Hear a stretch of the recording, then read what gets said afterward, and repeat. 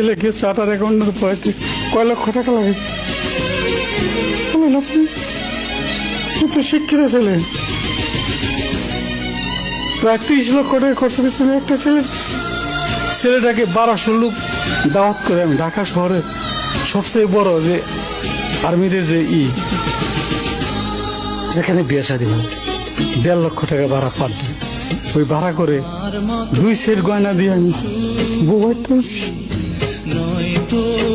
ওর জীবনে 2টা বউ, একটা আমি বড় লোকের মেয়ে বিয়ে করেছি, একটা আমি বিয়ে করে কি।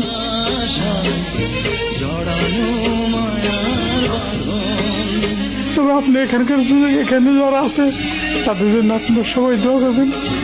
তারা আমাদের যা করতেছে আমার ছেলে মেয়েরা মনে করবে না। 14 বছর আগে স্ত্রী মারা যাওয়ার পর 3 সন্তানের একমাত্র অভিভাবক ছিলেন ইমান। মানুষ করেছেন কোলে পিঠে, অথচ সমাজে প্রতিষ্ঠা পেয়ে জন্মদাতাকে প্রত্যাখ্যান করেছে সবাই। 2 মাস ধরে নতুন এই নিবাসের বাসিন্দা তিনি। এক ছেলে 2 মেয়ে। আমার ছেলে চার্টার অ্যাকাউন্টেন্ট। আমার ছেলেকে বিয়ে করেছি ধানমন্ডিতে, তার 3-4টে বাড়ি ধানমন্ডিতে, কয়েকটা ফ্ল্যাট আছে। আমারও একটা ফ্ল্যাট ছিল, ফ্ল্যাটটা বিক্রি করে ছেলে বলে জুতার ফ্যাক্টরি করব।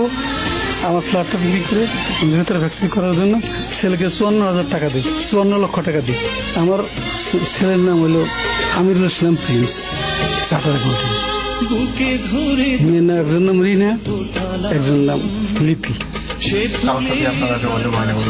না, গত 2 মাস যোগাযোগ হয়নি।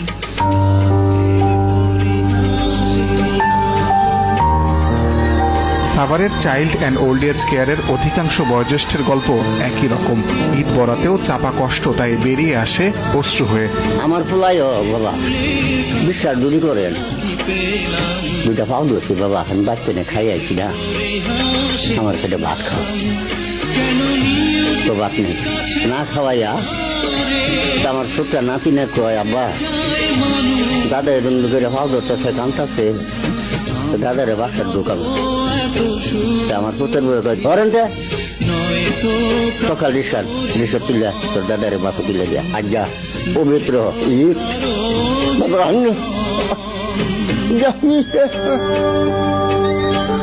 ব্যথা ব্যথাছি সবকে বাবা দেখতেছি না। 2জনে কইল বাবা বলে আইতেছে